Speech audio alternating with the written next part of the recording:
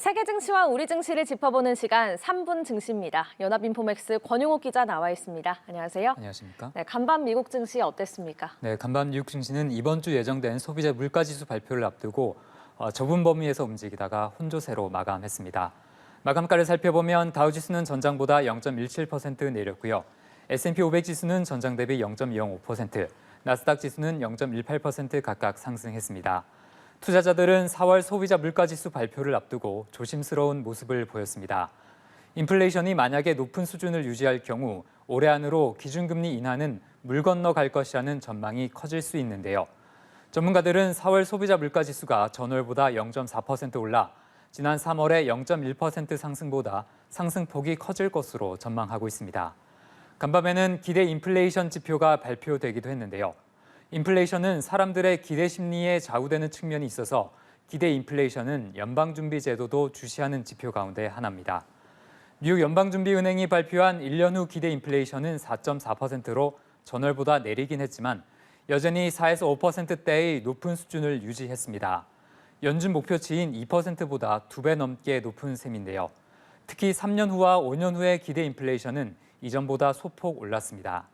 이렇게 물가에 대한 경계가 커지면서 주식시장도 뚜렷한 방향성을 잡지 못했습니다. 네, 이런 와중에 미국 은행들의 대출과 관련한 지표도 나왔다고요? 네, 연준이 분기마다 발표하는 은행권 대출 담당자 설문조사가 간밤에 나왔는데요. 1분기 은행들의 대출 기준이 강화됐는데 경제 전망이 불확실한 데다 은행들이 허용하는 위험 범위가 줄었기 때문입니다. 이렇게 대출 기준 강화로 대출이 줄어들게 되면 신용 여건은 더욱더 위축되게 됩니다. 연준은 경제 전망과 신용의 품질 그리고 자금의 유동성에 대한 우려들이 은행들의 신용 공급을 더욱 위축시킬 수 있다고 평가했는데요. 신용이 급격하게 위축될 경우 기업과 가계의 자금 조달 비용을 높여 경제 활동을 잠재적으로 둔화시킬 것이라고 연준은 지적했습니다. 시카고 연은의 오스탄 굴스비 총재도 인터뷰를 통해 신용 긴축이 시작됐고 이것은 경제를 둔화시킬 것이라며 통화 정책을 설정할 때 이를 절대적으로 고려해야 한다고 말했습니다. 네, 은행하니까 이것도 여쭤보겠습니다. 지역 은행들의 주가는 어떻게 나왔나요? 네, 위기설이 들던 지역 은행들의 주가가 크게 하락하지 않으면서 간밤 증시가 보합권에 머무를 수 있었는데요. 최근 폭락세를 보였던 팩웨스트 은행의 주가가 3% 오르면서 은행권 우려를 일부 덜어줬습니다. 이 은행은 자본금 확충을 위해 배당금을 줄이기로 했습니다.